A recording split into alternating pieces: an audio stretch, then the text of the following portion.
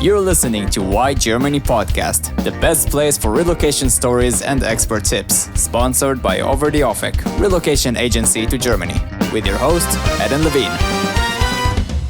Hello everyone, welcome back to Why Germany. My name is Eden Levine and today with me is Kevin. Thank you so much for joining. Yes, of course. Thank you, Eden. Awesome. So without further ado, Kevin, why Germany? I had a feeling about Germany when I came home after studying there, and I wanted to return and live in Europe.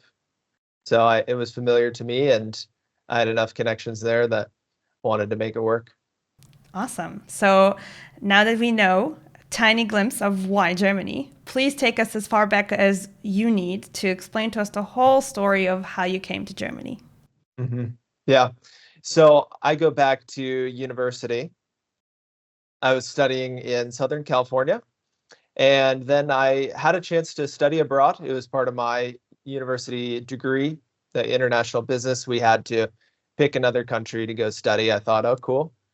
Well, I'm learning German because back in high school and earlier, I was learning Spanish, actually since kindergarten. And then I thought, I'll just try German. I think it's more interesting because of my roots and my family name. And so gave it a try. Had the chance to pick between Berlin and different places in Germany. And so, but that one really stood out to me. So had a chance to study there for 3 months. And then I came back and I knew on the flight back that I wanted to return and that I wanted to live in Europe someday. And I felt comfortable with the time that I had there, that could be a good home base. So I went back, I finished my degree, I worked a little bit, made some money, and kept up a little bit with the German off and on. And then made the decision that I wanted to actually take my life over there. So I looked around and I didn't see a whole lot of anchors or too many hard commitments. So I decided that it was going to be a good time in my mid-20s and during COVID as well. I think a lot of people were thinking about where to go with their lives. So I decided to make the move over to Hamburg. It was a lot, but was in and out of job applications, few interviews, and then when I decided to hire a job coach, that was in the winter of 2021. I hired Immigrant Spirit and Chris Piak at the time. I was able to get a job in Germany after 3 months, so that was miraculous for me because I had been trying at that point on my own for months and months, 6 months on my own, 8 months, and then got my job after 3 months with working with Chris and Immigrant Spirit. So decided to come over, of course, once I had my job offer, got everything situated, visa and travel. And then, so I've been living in Hamburg now for 2.5 years. And just in January, Chris and Immigrant Spirit, the former managing director, he decided he wanted to retire and move to Spain. So he offered me to take over the business. So he sold me Immigrant Spirit. And now, since January, I've been working with private clients and helping people get their first job or their next job in Germany for English speaking. And looking forward to my next program starting in just 10 days and working with a few clients through the summer, but the hiring season will start pretty soon. Yeah, well, we're definitely going to talk about this more in depth. I just want to take a step back and to understand a little bit more about your process, since I think it's also quite miraculous of how you turn from like one way you like this place you started in university to where you're at. Since if I understand correctly, the timeline was not super long. So tell me more, like, when was it that you were in university, first time in Berlin, and like when did you end up in Germany eventually? Mm-hmm. Yeah, the time that I studied, that was in 2017. Mm-hmm. So that was 7 years ago. Right. And then finished my degree in 2018, worked for 3 years between Seattle and the Portland area in Southwest Washington. And then I came over here in the spring of 2022. So yeah, 2.5 years ago. So that was, going back, 7 years, middle of study time. and then yeah, worked a few years, had to make some money and make a little bit of, build up my CV. And then, but I never stopped thinking about wanting to come back and live in Europe. So then that was, yeah, just a couple years ago now. Yeah, amazing. And so from that first initial thought of, hey, how about Berlin to where you are now, it's actually not that big of a timeline. And I think it's quite interesting to see that transition. So for me, the question would be, you said, okay, you learned Spanish, you actually wanted to learn German. Was that due to the fact that you wanted to study in Berlin, or was it before? Where was it? Yeah, freshman year of university, and I was thinking, okay, well, everyone seems to be doing business administration, and so they had this international business degree, and I had already been learning Spanish, so to me, learning another language was just secondary. It was just normal. So I thought, do I want to keep learning Spanish? Do I see a future with that? I don't know. It didn't click for me very much. It didn't feel like super interesting at a certain point after high school. So I just thought I would start again because starting a new language is always fun at first. And then also, like I said, with my name, so my grandfather is Swiss and Kocher is my last name in German. And so I just thought, be interesting to learn a little bit more about the background and the culture. So I went for it and tried to start from new there, and still battling with it. But none of your family is actually talking German, right? Like speaking German. No. And that would have been a really good help, right? But then, so you came to Berlin. Tell me, what was your first initial thoughts about Berlin? Yeah, when I first got to Berlin, I remember it was really cold. It Oh, was when like was it? it was early February, so it was like real icy cold, and I was feeling like really foreign, like I was like on an adventure because, you know, first time in Europe for me and furthest away I'd been and hearing a new language all the time. So it felt really cool and like a bit uncomfortable, but super exciting at the same time. So uh, I found like all the underground things, that you can do and like just how cool the layout of the city is. I felt when there's no skyscrapers for once in a big city, coming from US and all the like side streets. It seems like it's a big maze the way that I think about it. So I really liked the feeling of street activity and like just kind of getting lost a little bit, like through the streets and not like so much consumerism always in your face. So um, yeah, I remember that was pretty cool and just felt like I was kind of going back in time a little bit, like uh, whether it's technology being a little bit slower or whether it's yeah just older style architecture. So yeah, overall I remember it just felt really cool. Yeah, it's completely different in terms of especially like the digital part where you're talking about. Although now, luckily, it is changing quite a bit, but still very slowly. So since 2017, there's so much that has changed. So it's really funny to see. So you're saying, hey, I actually was in Berlin for 3 years, you said, or something like that? Actually, just 3 months. 3 months. Sorry, I So very big difference. 3 months.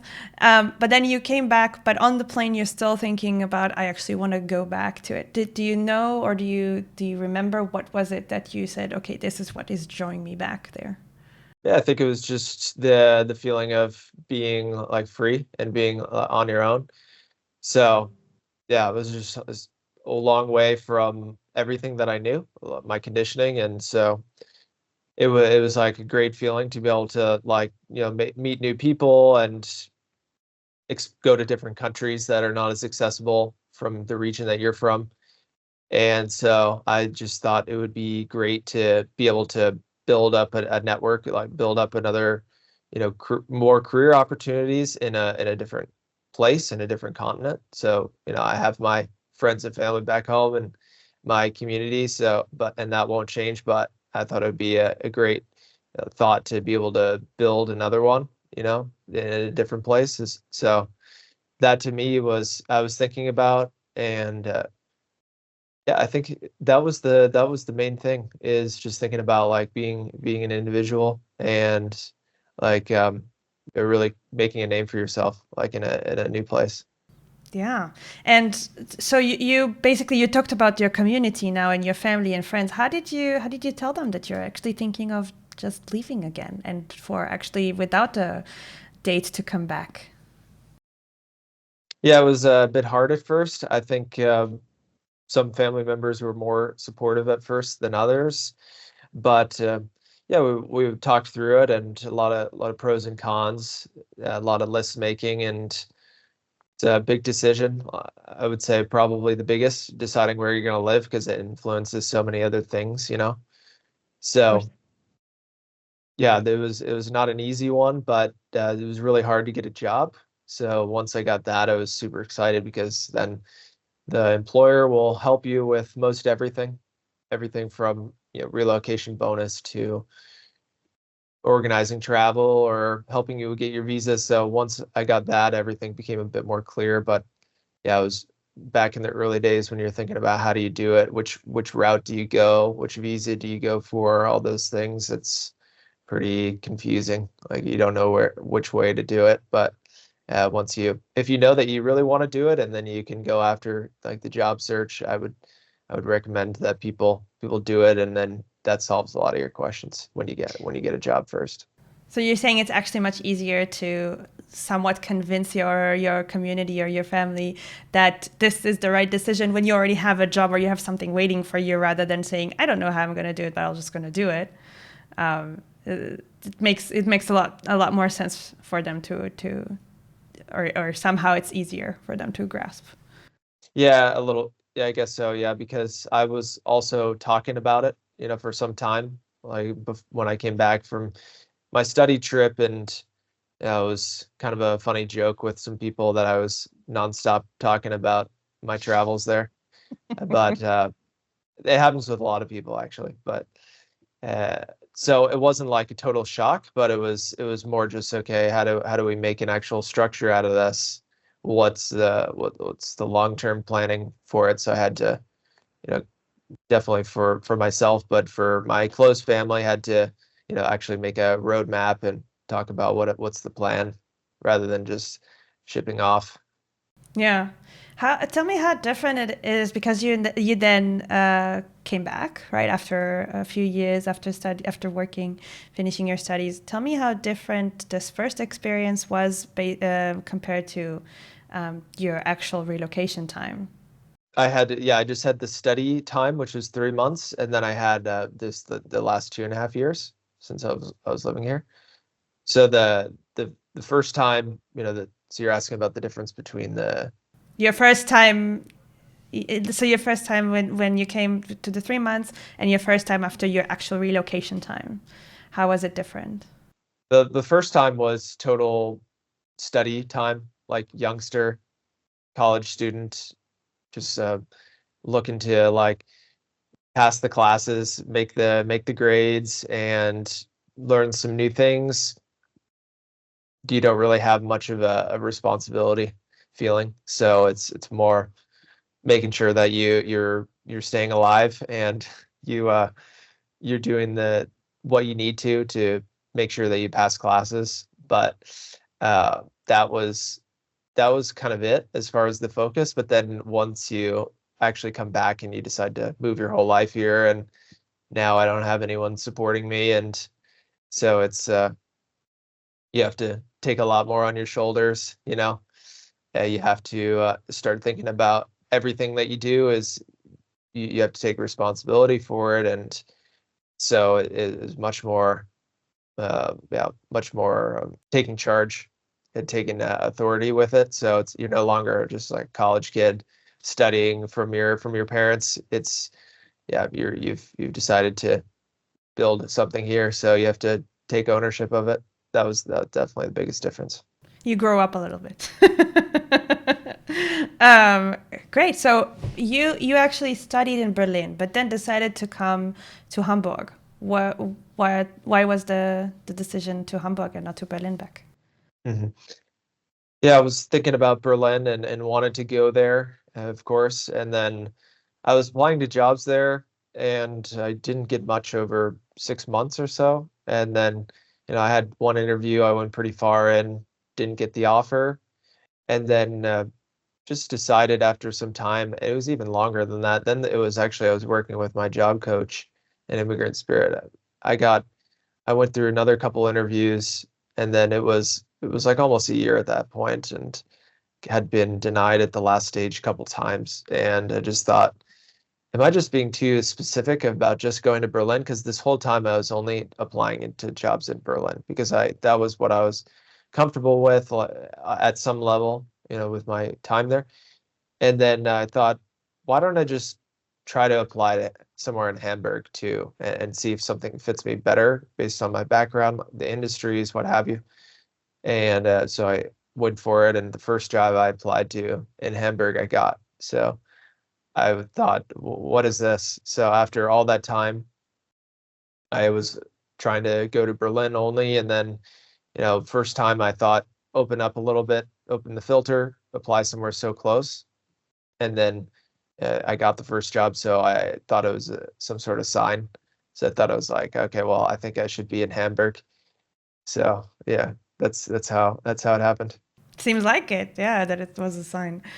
Okay, and I think this is a good opportunity to ask you, because you did say that you worked also in the United States back after you studied, and also now you also have some experience with job searches and even working in Germany.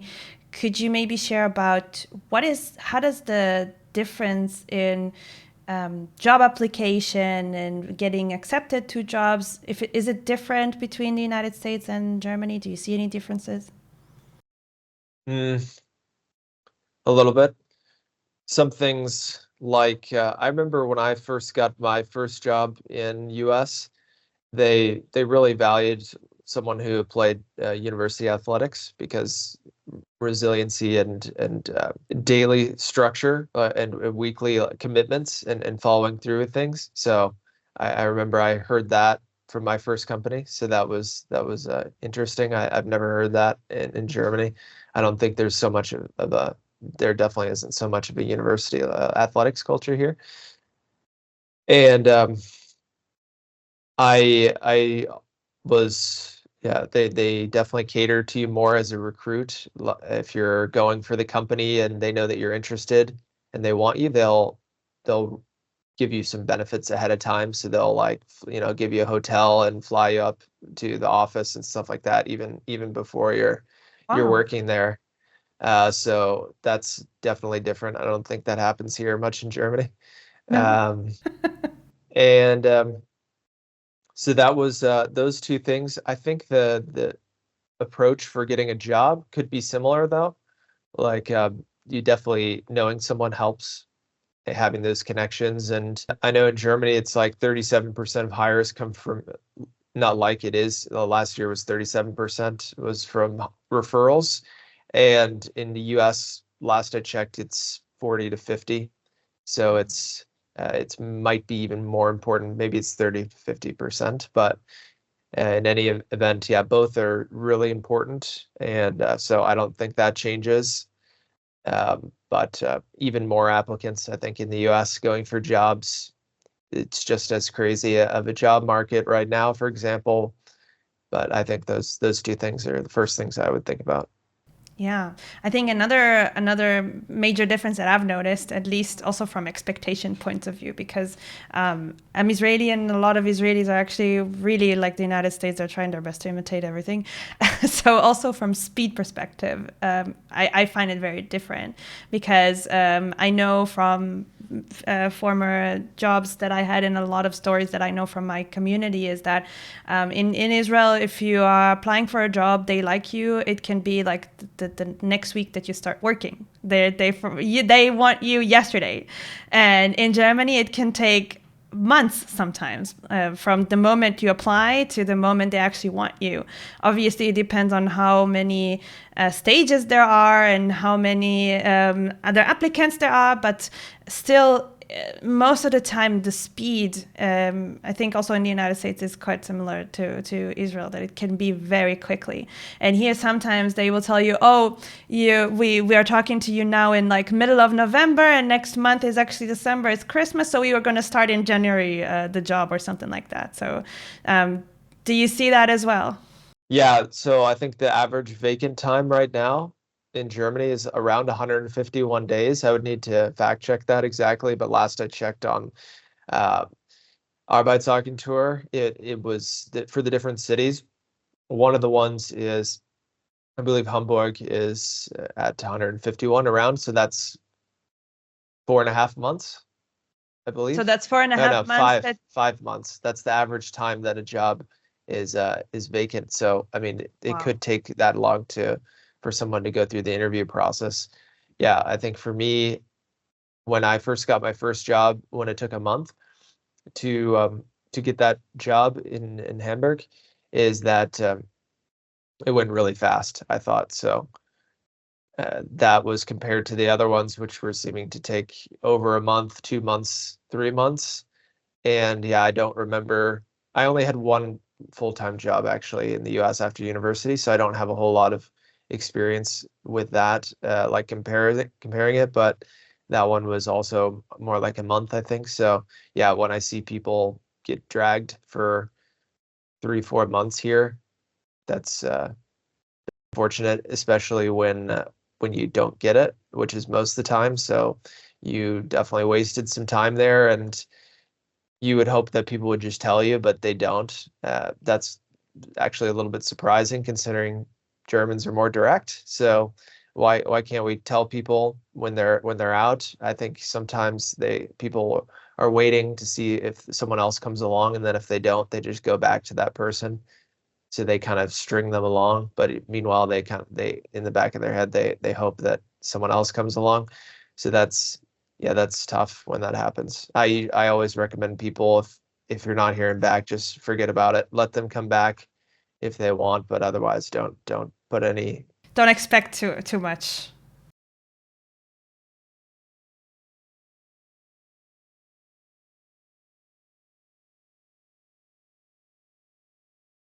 Yeah.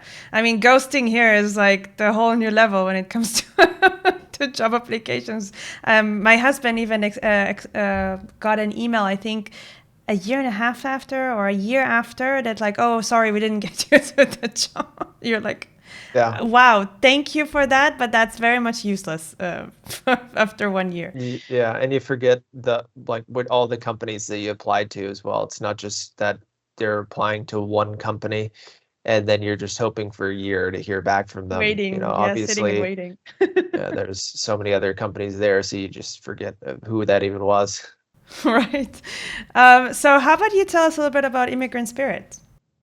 hmm Yeah, I would love to. And I guess we could start with back in January, as I said. Actually, it goes back a little bit earlier than that, besides when I was a client. I briefly mentioned that. So that was in 2018. And of course, said earlier, but got my job and moved. So ever since then, I had a really good feeling about this program. I just thought it was incredible. Just these little tips and these reminders about how to go about doing something the right way. And it made a big impact on me because it was finally what got me to come back here. And so I was keeping in touch with Chris, the old owner. Turned out, I was talking to him a couple times for career advice. I had gone through 2 jobs over the last 2 years, and so I was kind of at a crossroads, figuring out what was next. And so he offered that I could take over the business for him. And so then since January, I've had clients now, full-time clients. So helping people get placed, finding them English-speaking jobs. And so we have another program starting in 10 days. The two biggest courses, the biannual course is the Expats Job Miracle.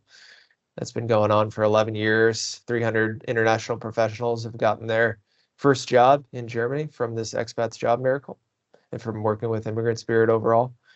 So I already helped a few people this past spring get jobs. And then I've been working with a couple people on special cases with what's going on and with their certain visa situations and what have you over the summer.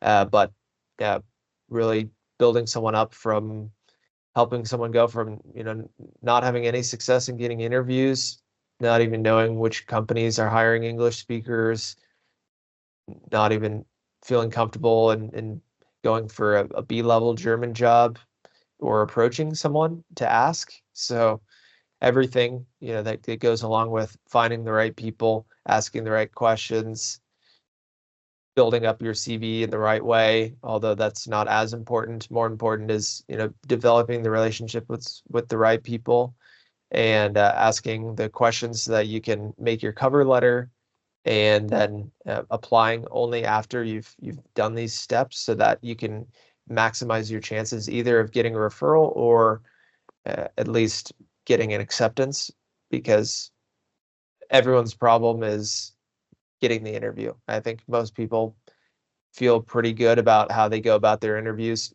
You should.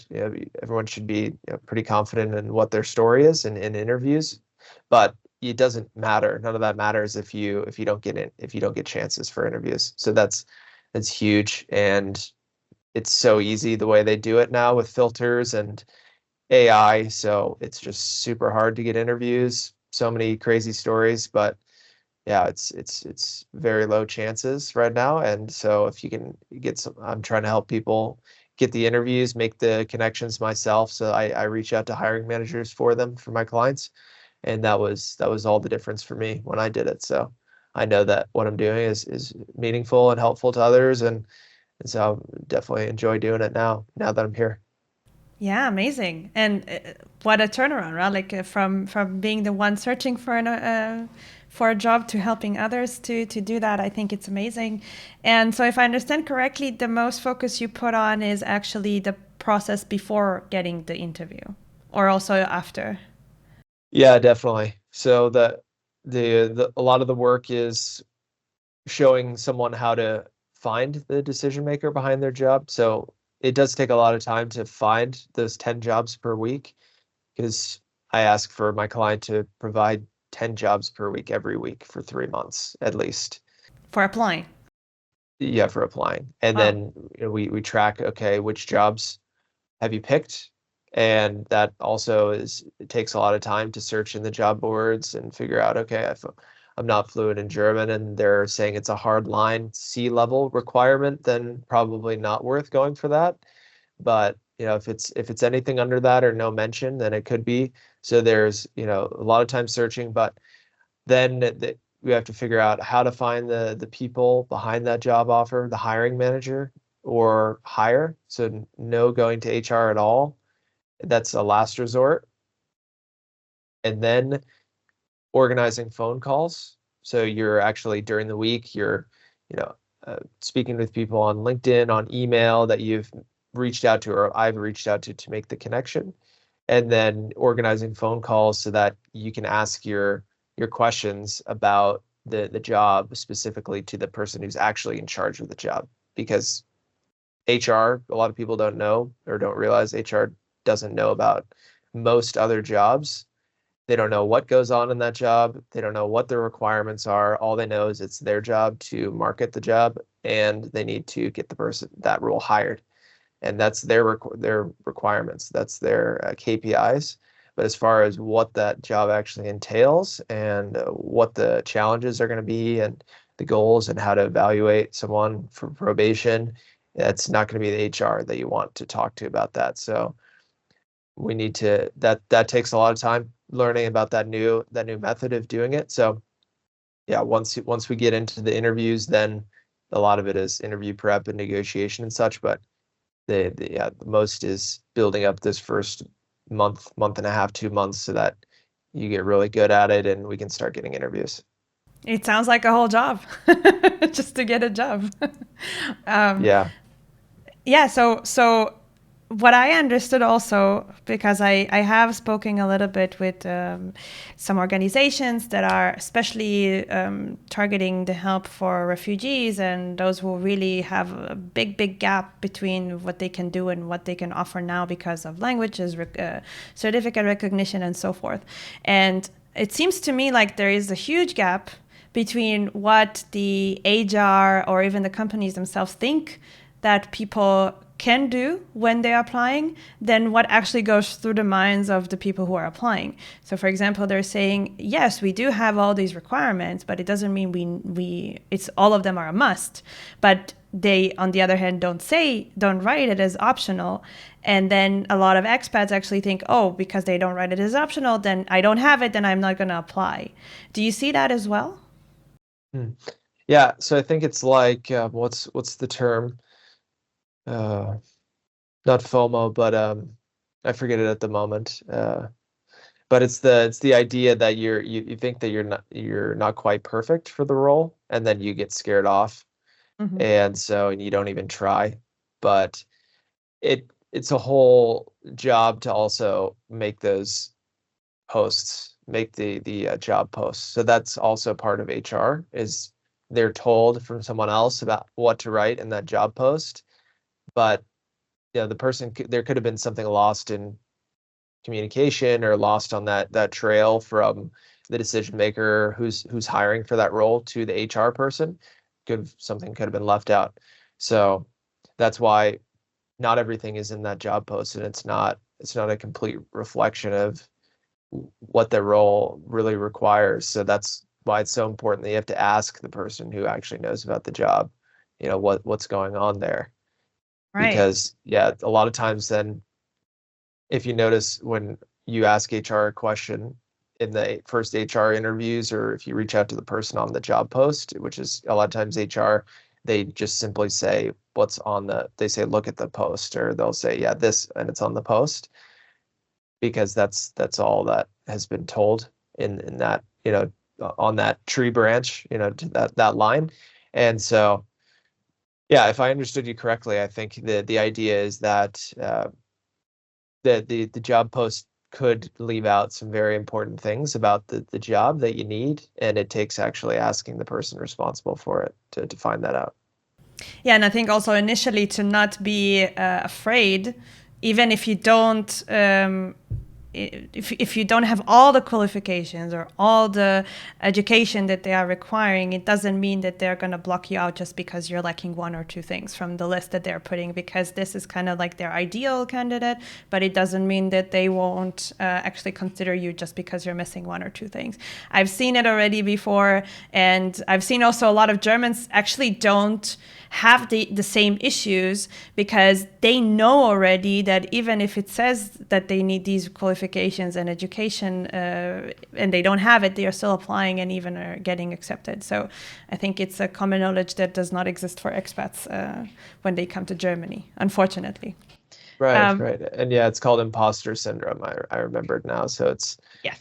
it's when you think that for some reason that you are supposed to have 100% and covered, but in reality there's someone else that's going for it, and they have 80%, and they go for it, and they're confident in what they do have, and they are open about being weak in what the other parts are, but you explain it in the right way, and you explain why you can cover your weaknesses, and then that person gets the job.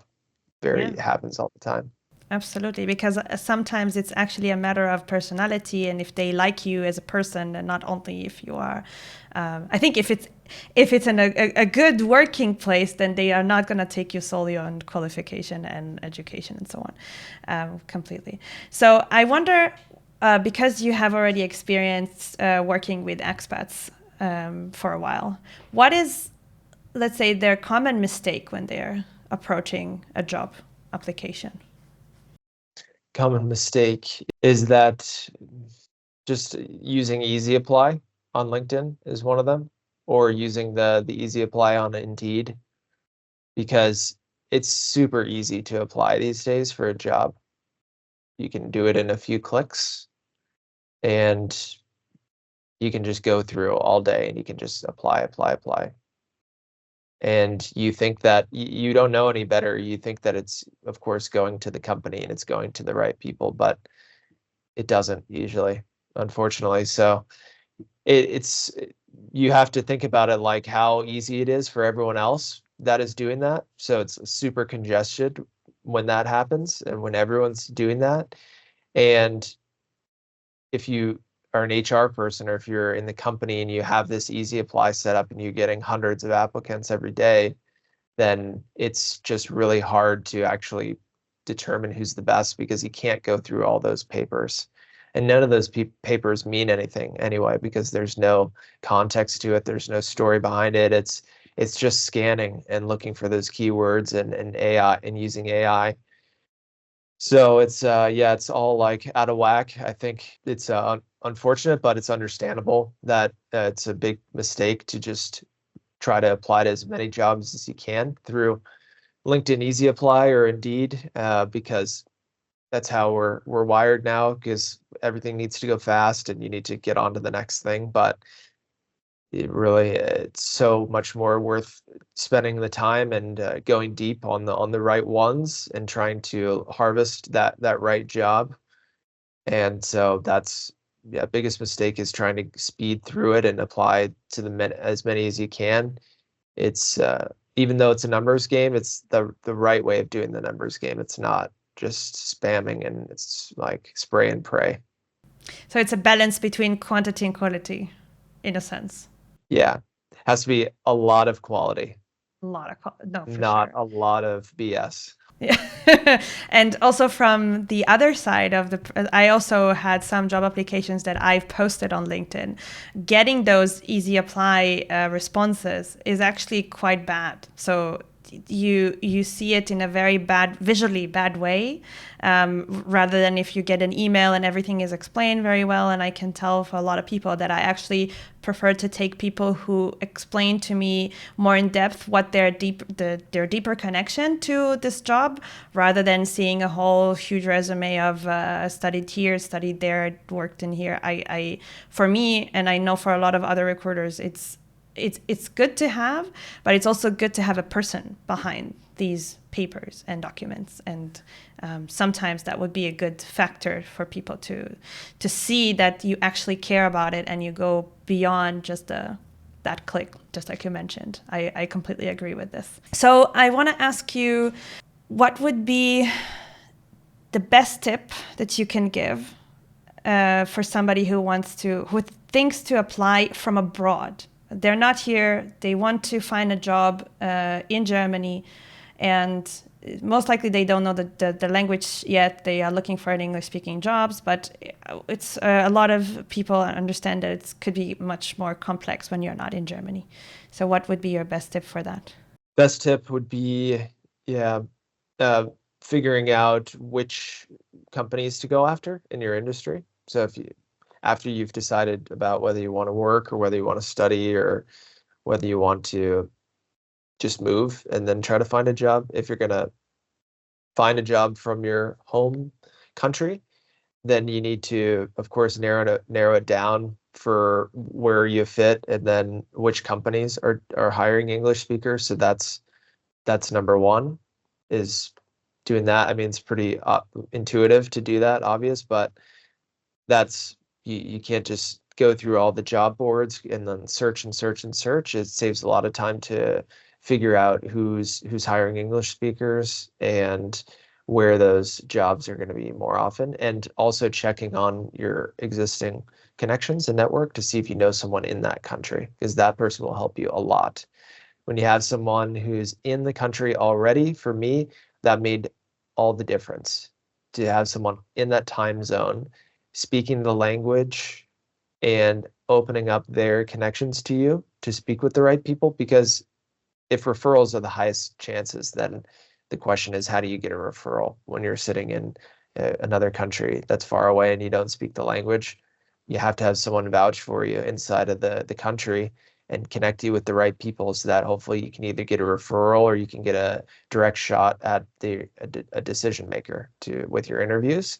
So that's a long way of saying that you need to have someone inside to help you, and you need to have proper connections to make sure, because that the numbers just show that's how you are most likely to get a job. Yeah. So for our listeners or viewers, maybe that could be Kevin for you. So if you are interested in knowing a lot more about how to find a proper job in Germany and how to do this move, which is smoother, you've heard already, with actual job proposal in your hand, then I would definitely recommend you to go in Immigrant Spirit, and you will have all the links also in our description. So go ahead and do that. And this will be also the time for me to thank you, Kevin, for being part of this episode. We've learned a lot today, and I'm also hoping to see you succeeding and helping more and more expats to find a job in Germany. And I think it's a wonderful thing that you're doing. Thank you so much, Eden. Likewise, love what you're doing as well. Keep it up. Thank you for having me on. Thank you so much. So I will see all of you in the next episode. We hope you enjoyed listening to this episode of Why Germany. If you want to learn more about relocation, make sure to visit overtheoffect.com, your relocation experts.